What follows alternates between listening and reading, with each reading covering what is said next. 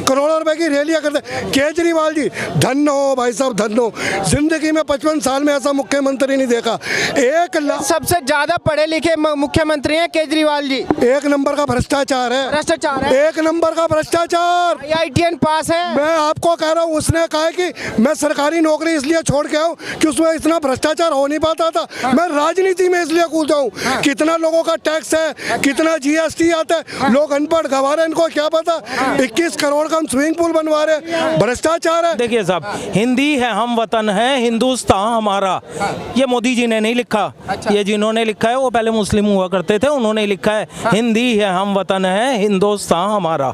ठीक है। और रही बात इतनी सर्दी की बात है, तो मेरे ख्याल से अगर उससे कम कपड़े आजकल उर्फी जावेद पहन रही है, तो उसे मेरे ख्याल से उससे पहले मौका उर्फी जावेद को देना चाहिए। उर्फी जावेद को देना चाहिए। हाँ। देश खाली एक आदमी से नहीं चलता है कि मोदी जी चलाए और मोदी जी सब कुछ करे। हमें खुद को भी प्रयास करना चाहिए, हम अपने काम को और बेहतर करें। हम इसकी खुद को सराहना चाहिए, खुद की सोचना। लेकिन वे बता रहे हैं कि हम नफरत के बाजार में मोहब्बत की दुकान खोलने आए हैं। मोहब्बत का दुकान कश्मीर में आज तक क्यों ने मोहब्बत का दुकान खोल दिए? कश्मीर में आज तक इंडिया का दिल्ली का कोई बंदा जा नहीं सकता था। आज बीजेपी ने 4 साल में खोल तो दिया। कम से कम कोई भी पब्लिक जाए, चाहे हिंदू हो चाहे मुसलमान हो, सब जाए वहाँ पे। सर्जिकल स्ट्राइक जो हुई है उससे हर भारतीय अपने आप को सुरक्षित महसूस कर रहा है कि अगर किसी ने आंख उठाने की कोशिश की तो उसको निस्तो नाबूद कर दिया जाएगा। भैया क्या लगता है मोदी जी का 8 साल का कार्यकाल कैसा रहा? आपको कैसा लगा? वो मेरे बोलने से क्या हुआ, तो सारी दुनिया देख रही है। आपको क्या लगा? मेरे को क्या लगा, मेरे को यही लगा कि जो चीज़ हम 5 रुपए की खरीद रहे थे, आज वो हम 1000 की खरीद रहे हैं। 1000 की? हाँ। ऐसी कौन सी चीज? ऐसी कौन सी चीज़ है? सिलेंडर है। अच्छा। गैस सिलेंडर है, तेल है, नमक है, पानी है, आटा है, दाल है। गरीब जो प्याज खा रहा था वो महंगा। हर चीज़ पे तो GST मार दिया इन्होंने। क्या लगता है कि राहुल जी जो धरती पे यात्रा कर रहे हैं, पैदल चल रहे हैं, बता रहे हैं कि अब तपस्वी हो गए, कोई बदलाव आएगा राहुल जी से? वैसे यात्रा करने से आपको कुछ बदलाव लग रहा है? बहुत सारे लोग दिल्ली घूमने आ रहे हैं, इनसे कुछ बदलाव हो रहा है? कोई बदलाव नहीं होता। जब तक आपकी आइडियोलॉजी नहीं होगी, आपकी विचारधारा नहीं होगी, आपके मकसद नहीं होंगे, तब तक बदलाव कहाँ से आएगा? उनकी यात्रा का मोटो क्या है, आप एक बात बताइए। बता रहे हैं कि भारत जोड़ रहे हैं। भारत जोड़ो, उनकी यात्रा का जो मेन मोटिव है वो है भारत जोड़ो। भारत तो ऑलरेडी जुड़ा हुआ है।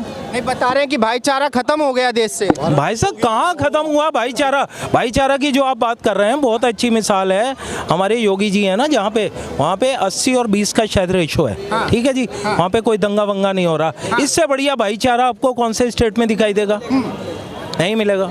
बता रहे हैं कि भाई मोदी जी तो केवल हिंदुइज्म को बढ़ावा दे रहे हैं, हिंदुत्व को बढ़ावा दे रहे हैं। देखिए साहब, हिंदी है हम वतन है, हिंदुस्तान हमारा, ये मोदी जी ने नहीं लिखा। ये जिन्होंने लिखा है वो पहले मुस्लिम हुआ करते थे, उन्होंने लिखा है हिंदी है हम वतन है, हिंदुस्तान हमारा। ठीक है भाई। अच्छा ये बताइए, मेरा आपसे एक छोटा सा सवाल है। जैसे मोदी जी का 8 साल का कार्यकाल रहा, आपको क्या लगा कि मोदी जी ने देश को वो दिया जो उनको चाहिए था? देश को जो चाहिए था दिया मोदी जी ने? देखिए साहब, मोदी जी ने हमें एक सुरक्षा दी। इसका बहुत अच्छा एक एग्जाम्पल है कि जो पाकिस्तान के बालाकोट का एक रिवेंज लिया गया, उससे हर हिंदू, हर सर्जिकल स्ट्राइक जो हुई है, उससे हर भारतीय अपने आप को सुरक्षित महसूस कर रहा है कि अगर किसी ने आंख उठाने की कोशिश की तो उसको निस्तो नाबूद कर दिया जाएगा। ठीक है। अगर आप सुरक्षित होते हैं, सबसे पहले क्या है, देखिए साहब, हमें अपनी सुरक्षा चाहिए होती है, पैसा नहीं चाहिए होता है। पैसा धरा का धरा रह जाएगा अगर आप सुरक्षित नहीं है। लोग घर में घुसेंगे, पैसा लूट के ले जाएंगे। अगर आप सुरक्षित हैं तो सबसे पहले क्या होती है? सुरक्षा। मोदी जी ने आपको सुरक्षा दी। ठीक है जी। बता रहे हैं कि भाई सुरक्षा तो पहले भी थी, कौन सा पाकिस्तान अंदर दिल्ली में आके बैठ गया था? मैं बताता हूँ साहब। सब क्या हुआ, बॉम्बे में एक, आपको याद होगा, बॉम्बे में एक ताज होटल में एक बहुत बड़ा कांड हुआ था। 26/11 का एक कांड हुआ था। तो 26/11 के बाद आपकी उस टाइम कांग्रेस की गवर्नमेंट थी, इन्होंने तो कुछ भी नहीं कहा, कुछ भी नहीं कहा। मतलब उसको इंटरनेशनल लेवल में कहीं लेके भी नहीं गए, उसके अगेंस्ट में कुछ रेज भी नहीं किया। मोदी जी के कार्यकाल में अगर कुछ हुआ, मोदी जी ने निस्तो नाबूद कर दिया। अच्छा। आपके सामने, और पूरी दुनिया ने देखा। हिंदुस्तान की ताकत तो बड़ी बड़ी, मोदी जी की छवि और सुधर गई। अच्छा, उसी की वजह से देखिए साहब, सुरक्षा जो है ये सर्वोपरि होती है। अगर आप अपने घर में रहते हैं, आपके घर में कितने पैसे पड़े हैं ये मैटर नहीं करते, आप सुरक्षित हैं तभी पैसे सुरक्षित हैं। अभी अफगानिस्तान में लोगों के पास बहुत सारा पैसा था, भाग के आ गए यहाँ पे, सारे बिजनेसमैन हैं, इंडस्ट्रियलिस्ट हैं वहाँ पे। वहाँ पे क्या कारण था जो वो यहाँ पे है? पैसा था उनके पास, ठीक है, सुरक्षा नहीं थी। सुरक्षा हिंदुस्तान में है, इसलिए यहाँ आ गए। भैया क्या लगता है मोदी जी का 8 साल का कार्यकाल कैसा रहा, आपको कैसा लगा? वो मेरे बोलने से क्या हुआ, तो सारी दुनिया देख रही है। आपको क्या लगा? मेरे को क्या लगा, मेरे को यही लगा कि जो चीज़ हम 5 रुपए की खरीद रहे थे, आज वो हम 1000 की खरीद रहे हैं। 1000 की? हाँ। ऐसी कौन सी चीज? ऐसी कौन सी चीज़ है? सिलेंडर है, अच्छा। गैस सिलेंडर है, तेल है, नमक है, पानी है, आटा है, दाल है। गरीब जो प्याज खा रहा था वो महंगा, हर चीज़ पे तो जीएसटी मार दिया इन्होंने। हर चीज़ को प्राइवेटाइजेशन कर दिया है। जब हर चीज़ को प्राइवेट कर दिया तो फिर हमसे टैक्स किस चीज़ का खोरते? फिर गल्फ का नियम ला करके रख दीजिए आप। विदेश में जैसे टैक्स फ्री है, सारी चीज़ प्राइवेट है टैक्स। लेकिन अगर टैक्स फ्री हो जाएगा तो इतने रोड, हाईवे, ये विकास कहाँ से होगा? जो गरीबों को सुविधाएं मिलती है कहाँ से मिलेंगी? तो फिर वो कंपनी से सारा टैक्स लिया जाता है ना, जीएसटी लगता है। ऐसा नहीं, मैं देखो, बिल्कुल लगता है। मैं इंडिया में नहीं रहता हूँ, मैं गल्फ में जॉब करता हूँ पिछले 10 साल से। अच्छा। वहाँ पे कोई भी सामान खरीदने जाओ आपको टैक्स फ्री होता है, टैक्स फ्री होता है। ऐसा नहीं कि वहाँ टैक्स नहीं लेती है गवर्नमेंट, टैक्स लेती है, लेकिन टैक्स लेती है तो कंपनी से लेती है। अच्छा। कंपनी फैक्ट्री लगा रही है, उसको बोल करके देगी कि आप यहाँ से यहाँ तक ऐसा रोड बनाओ, रोड बनाओ। कंपनी उसको, गवर्नमेंट उसको टेंडर देती है, वो काम करती है। लेकिन क्या वहाँ पे भी लोग फ्री मांगते हैं कि हमें फ्री में ये दे दो, हमें फ्री में वो दे दो? मिलता है, सारी चीजें फ्री में मिलती है। फ्री का मतलब ये नहीं है कि आपको बिल्कुल ही फ्री मिल जाए, और फ्री का मतलब ये नहीं है कि मोदी जी हमको बिल्कुल ही फ्री दे दें। फ्री का मतलब ये नहीं, कोई भी गवर्नमेंट आती है पैसा लेती है, लेकिन क्या है, गवर्नमेंट के रूल के हिसाब से जो होता है वो टैक्स फ्री होना चाहिए। आप बताओ, अभी एक साबुन इंसान खरीदने जाता है, कितना टैक्स है उसके ऊपर? एक साबुन के ऊपर तो कंपनी भी टैक्स देती है, साथ में फिर ऊपर से जीएसटी भी लगता है उसमें। और उसके ऊपर जो खरीद रहा है वो भी दे रहा है। और जिससे ले, जीएसटी का मतलब क्या है? जीएसटी का मतलब एक ही टैक्स का रूल्स लेकर के आए थे ना ये, तो मैं भी टैक्स दे रहा हूँ, ये भी टैक्स दे रहे हैं और वो भी टैक्स दे रहे हैं, तो चारों तरफ से तो आप टैक्स। क्या लगता है अंकल जी, अगर भारत सरकार टैक्स फ्री कर देगी, लोगों से टैक्स नहीं लेगी, तो फिर विकास होगा देश का? आपको क्या लगता है? भीख मांगने लगेंगे लोग, तो फिर भीख मांगने लगेंगे। टैक्स तो खैर जरूरी है देना, मगर देखिए मेरा जो कहने का मतलब है, भाई सरकार मोदी की हो या कांग्रेस की हो, लेकिन अगर जनता टैक्स नहीं देगी तो देश में क्या विकास हो पाएगा? नहीं ये तो सवाल ये है। यही सवाल मैं आपसे कह रहा हूँ, टैक्स तो जरूरी देना चाहिए, मगर मेरे को ये सारे जितने भी लोग खड़े हैं, कौन ईमानदारी से टैक्स दे रहा है? ईमानदारी से टैक्स कौन दे रहा है? जीएसटी का बिल 5 लाख का मैं माल लेके आता हूँ, 1 लाख रुपए का बिल कटवाता हूँ, 4 लाख रुपए का भ्रष्टाचार मैं खुद कर जाता हूँ। वो किस लिए करना पड़ता है कि इतना प्रेशर एक चीज में आपने डाल दिया जीएसटी का, ये भ्रष्टाचार के रास्ते खुले हैं, नतीजों ये कानून बने हैं। ठीक है जी, लोग प्रॉपर्टी करवाने जाते हैं, कागज 5 करोड़ की प्रॉपर्टी है, 1 करोड़ रुपए का टैक्स देते हैं वहाँ पे, 4 करोड़। ये सब सरकारों को पता है कहाँ भ्रष्टाचार हो रहा है, कहाँ नहीं हो रहा है। मेरा मेन मुद्दा हर इंटरव्यू में मैंने आपको कहा, जब ये भ्रष्टाचार ये खत्म हो जाएंगे, टैक्स देना हमारी अच्छी बात है, मगर ईमानदारी से टैक्स कोई देता? लेकिन अंकल जी वहीं पे बीजेपी दावा करती है कि भाई जब से हमारी सरकार आई है 3.5 करोड़ टैक्स पेयर बढ़े हैं इंडिया के अंदर। भाई साहब देखिए, इन्होंने टैक्स देना स्टार्ट कर दिया। देखिए 3.5 करोड़ जो बढ़े हैं, भाई साहब इसका बेनिफिट कितने आदमी उठाते हैं? तो बेनिफिट तो पूरा 100% उठाते हैं ना वो लोग, तो ये चीजें गलत है। मेरा कहने का मतलब है ईमानदारी से आप टैक्स पेड करिए। भाई साहब ये सब सरकारों को पता होता है कहाँ भ्रष्टाचार हो रहा है, कहाँ चोरियां हो रही हैं। ये लोग जब इलेक्शन लड़ते हैं, ये पैसा कहाँ से आता है रैलियों में? मैं इनसे जवाब पूछना चाहता हूँ। करोड़ों रुपए पर फूकते हैं, आप 5-5 लाख रुपए का सूट पहन लेते हैं, करोड़ों रुपए की रैलियां करते हैं। केजरीवाल जी धन्य हो भाई साहब, धन्य हो, जिंदगी में 55 साल में ऐसा मुख्यमंत्री नहीं देखा। 1 लाख सबसे ज्यादा पढ़े लिखे मुख्यमंत्री हैं केजरीवाल जी। 1 नंबर का भ्रष्टाचार है, भ्रष्टाचार है, 1 नंबर का भ्रष्टाचार। IITN पास है। मैं आपको कह रहा हूँ, उसने कहा कि मैं सरकारी नौकरी इसलिए छोड़ के आऊँ कि उसमें इतना भ्रष्टाचार हो नहीं पाता था। मैं राजनीति में इसलिए कूदा हूँ, कितना लोगों का टैक्स है, कितना जीएसटी आता है, लोग अनपढ़ गवार, इनको क्या पता। 21 करोड़ का हम स्विमिंग पूल बनवा रहे हैं, भ्रष्टाचार है। लोगों की जो रिश्वतें खा रहे हैं वो भ्रष्टाचार है। कौन ईमानदारी से सरकारें चला बता रहे हैं कि भाई एक पैसा भी भ्रष्टाचार का हमारी सरकार में नहीं आएगा। ठीक है जी, नहीं आएगा। इनसे ये पूछे जो अभी सदन के अंदर इन्होंने लड़ाई लड़ी है, इनके बाप का पैसा तो जो कुर्सियां तोड़ रहे थे, कुत्ते बिल्ली झुग्गी झोपड़ियों की तरह तुम लड़ रहे हो। तुम क्या देश चलाओगे? तुम क्या एमएलए बनाओगे? क्या मेयर बनाओगे? तुम अनपढ़ गवार हो, जाहिल लोग। ये पढ़े लिखे हुए अनपढ़ है, जिनको तमीज नहीं। आप भी अगर अनपढ़ है ना तो आप कैमरा नहीं तोड़ेंगे। उसमें पैसा किसका लगा हुआ है? पब्लिक का लगा हुआ। आपका पैसा लगा, इनके बाप का पैसा नहीं लगा। ये भाई साहब अपनी सैलरी में से अगर 500 रुपए भी दान देंगे ना तो 1 लाख रुपए की ऐड करेंगे।